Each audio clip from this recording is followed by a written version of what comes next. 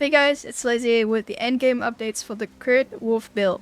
Honestly, this character is fully online now. We have cleared 40 out of 40 Atlas Point, taken down a bit of Ash, and absolutely the short T15 mapping, and all this is done on around 15 to 20 Divine of investment. Oracle provides great damage scaling, and even though we're on the squishier side, T15 mapping is not gonna be a problem. With Scale Armor and ES to mitigate elemental damage, we have great recovery via life on kill on Jules, and great recovery with Leech. It is a great league starter. We have great progression path. I have never at a point felt weak. The damage is extremely high at the cost of you have to press multiple buttons, but it gets a bit better in the endgame. Later in this video, I will show you how to step-by-step craft the best talisman for this build, because getting the right base and rolls makes a huge difference. Everything will be included in the written guide as well by the time this video is out. Make sure your favorites and come by often. So, the Wolf is one of the new class that is added in 0.4. It is part of the Druid package, but you just need a talisman. Anyway, in the endgame, the playstyle is a lot smoother as we get more damage. Our skills usage revolves around keeping Lunar Blessing buff up. This skill will target enemies around you and destroying them without the need to aim. We're just like moving around, and the skills you can see falling on top of enemy and destroying them with Hero of Ice. This makes the Wolf feel like not a true melee class. We have Lunar Assault and Pounds to jump into packs. Usually they also take 1 or 2 swipe. For any red left standing, they should be frozen. You finish them off with shreds and cross-slash combo. Mapping feels engaging, smooth, and it got this really good rhythm to it. It's really hard to describe unless you play the Wolf and try it yourself. It is fun, it is really engaging, and you are constantly moving, pouncing, and shattering pack, which flows really well and it feels good. It is truly a new addition to the game by GGG, and they have done a great job with this class. The whole playstyle just feels right for in-game farming. For single target DPS, we open with Thunderstorms and Lunar Blessings, then we jump in with Pounds and Cross Slash to activate the freezing mark, then just use Lunar Assault until target is frozen. You want to activate Savage Fury at 100% and also use Arctic Howl on a frozen target to give extra damage. After that, you can use Shreds and Cross Slash to finish the targets. But if that's too much for you, there's a lazy way to do it as well. You open with Thunderstorms, Lunar Blessings, and if you have 100% Savage Fury, use it. Otherwise, just Shreds until you can use it. All you need to do is just keep holding down Shreds on the boss, keep up Savage Fury and Lunar Blessing as needed, and that's pretty much it. Shred at this point is really strong. It gives us a tons of instant leech from all the physical damage, and you can see our life and ES never really go down in the fight, so as long as we don't get one shot, it should be pretty easy, and it's applied to all boss in the game. So I want to add that there is a new features on Mobalytics called Track Build. It is new, and it makes builds even easier to follow, to check it out. And I have made this written guide compatible with these features on most of the variants. You can click on any of the variants to track, and it will tell you what notable skills that you need to get, what is the next support skill gems depending on the priorities, and what is the items that you need to get, and if there's any mandatory stats you want on the items. If you are interested in signing up for these features, please use my link in the description of this video. I know the PoE is updated, but it still doesn't really work with the entwined realities, which is why I still want to capture this passive skill tree one more time, because people are going to ask questions on how it looks. I'm just gonna quickly go over this, and you can realize that I have already tech force outcome. This is the final version of the build where I go for crits. This is something you guys can go for in the endgame. And yeah, so basically I have utilize 14 weapon set points. You can kind of see here on what I use for weapon set 2 and weapon set 1. And I promise whenever the website updates, I'll try to update it as soon as possible. But for now, just kind of kindly go over this, as you can see, and make the adjustment yourself. And the main thing here is that we are pathing to a few more crit nodes, and we have spec'd out of the previous generic damage nodes, which, yeah, we need some crits in the build, right? We have this skill right here. For example, you can see this is on weapon set 1. Set 1 is where we do the damage, and this is one of the best crit will in the game. So yeah. And people also ask about entwined realities. There's not a way in the game right now, even in PoE or Mobalytics, to see this, but I spec into all of these keystones so I can get to these notables without being connected to my tree. So you can kind of like just capture these, right? I take loads of wilds and I get these notes right here for weapon set 1. I also grab these and Zealot Oath so I can get these. We have Empower Attack, I'll get into that in a bit, but basically our link with the Crescendo. So the final strike is essentially boosted, so we do have essentially boosted attack, which count as Empower Attack, and it can also explode, so it's pretty much extra damage. We also get some crit notes right here, so it's very efficient to take Zealot Oath.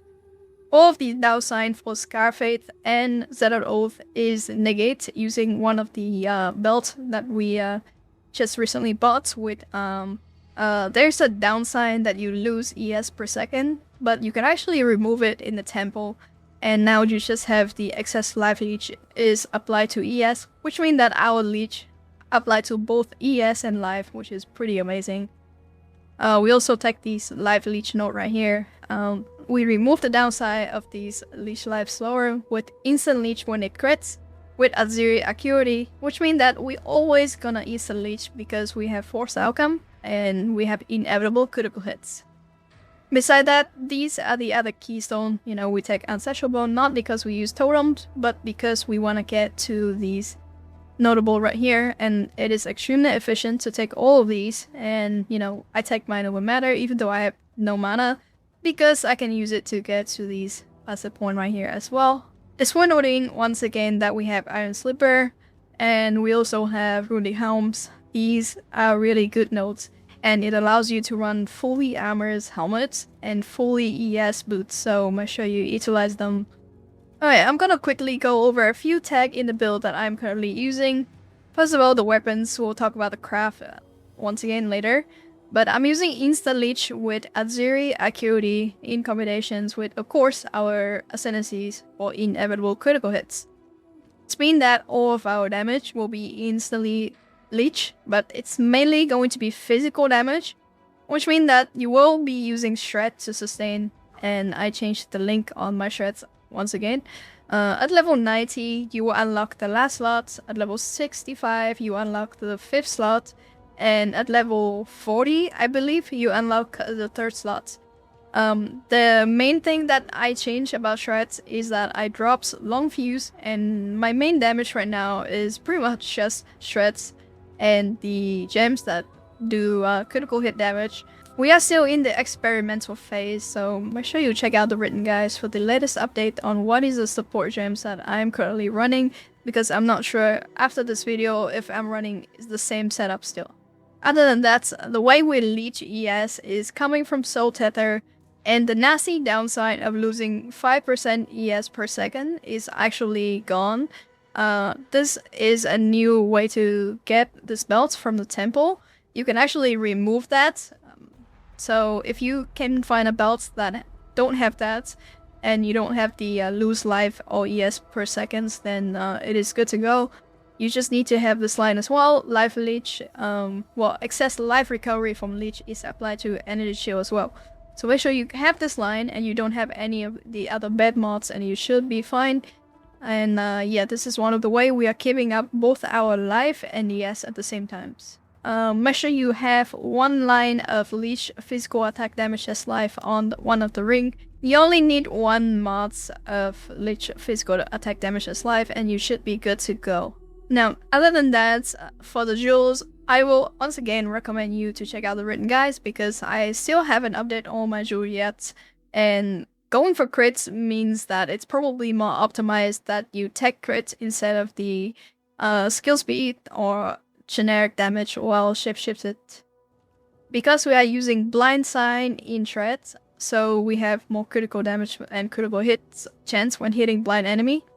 We are using the blind support in our Thunderstorm, And we also have that in Lunar Blessing as well, so just make sure you guys have it. So whenever the skills blind enemies, we benefits from all those critical hit chance, because I believe this is one of the really strong support gems for crits in general.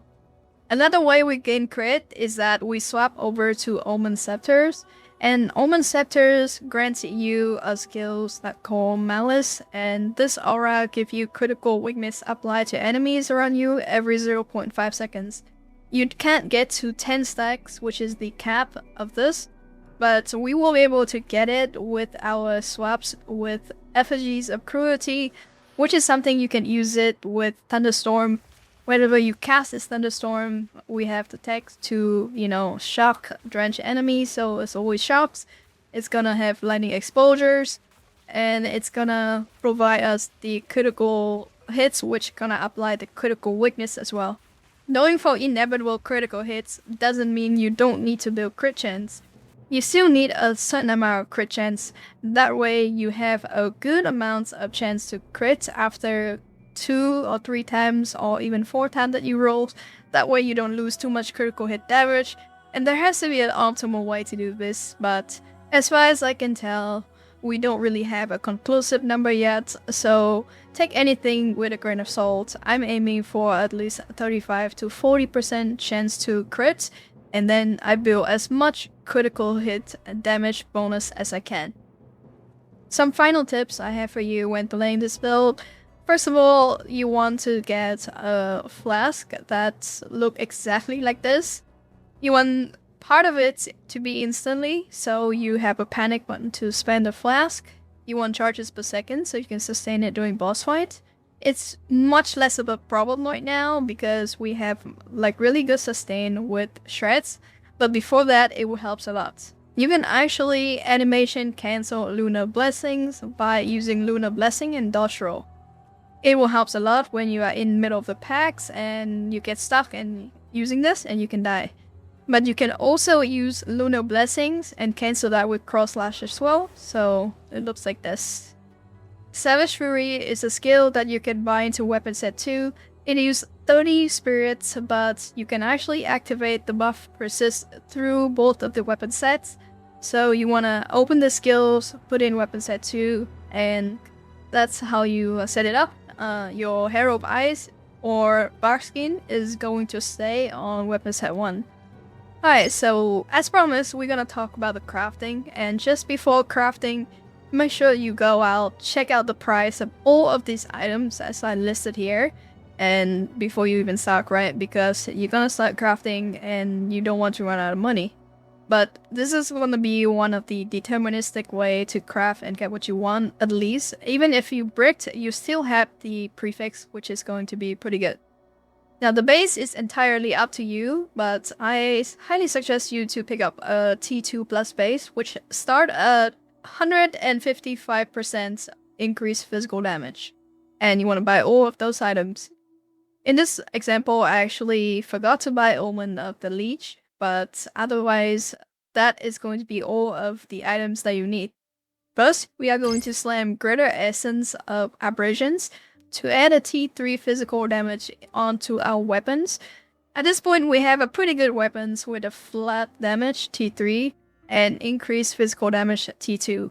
Now we're going to right click on Dextral Crystallizations and right click on the essence and apply it. It's going to remove the suffix and protect your prefix. After the steps, we'll have all 3 prefixes that we want. And after this, we'll be working on our suffix. We'll be adding on 2 random suffix using Omen of Greater Exaltations and the Greater Exalted Orb, hoping that we land on something good. If not, it's completely fine, and we'll be finishing our suffix with Omen of Dextral Necromancy, Omen of the Leech, and Preserved Jawbone. It is very important you apply Omen of the Leech, because I forgot it in this step, so I have to use Omen of Lights later to remove it, and it's just wasted money, but it's already recorded, so it's a price we have to pay. Anyway, the last steps, we'll be using Perfect Essence of Battle to slam it on, and we remove one of the bad suffix, which is great. At this point, we just go and unveil the companion attack speed, which if you done it correctly, you would get it. Obviously, I didn't do it correctly in this step, so we have to go back and use Omen of Light and Unknown to get rid of that desecrated mods, and then we add it back again. It's kind of funny, I saw Captain Lance video, and he also did the same thing, so happened to the best of us, I guess. Anyway, yeah, so that's just wasted money. Anyway, the correct way to do it is Omen of Leech, Dextro Necromancy, and Preserve Jawbone, and this time 100% will be unveiling the companions, attack speed, and attack speed. In case you're wondering, Captain Lens video goes a lot more in depth into multiple ways that you can craft Talisman from cheap to expensive. I think this is the medium budget ones where you can craft a quite decent endgame weapons, and that's why I choose to go with it. Make sure you also quality up your weapons, socket your weapons with the physical damage runes, and also use the Vow Infuser currencies, which is a new currency that can push your quality on your weapons to above 20% if you want to. And finally, I just want to say that I'm having tons of fun on the Werewolf class, and I think this is a really engaging and fun gameplay, and it doesn't make combo feel as bad as before. Everything is so snappy and so fast that I think it's just work. So yeah, props to GGG on working on the wolf. There's also tons of build diversities this league, which is a step in the right directions in terms of builds. The league mechanics is a little bit underwhelming, but I'm sure they will fix it somehow soon, and they will address it in the next patch, hopefully. And that's all I have for you today. I think I will continue to push this build even further because I think the wolf is still very fun. If you guys want to come hang out, see how the wolf is performing in the endgame, check it out on twitch.tv LazyXD. And with that, thank you so much for watching, guys, and I'll see you in the next one.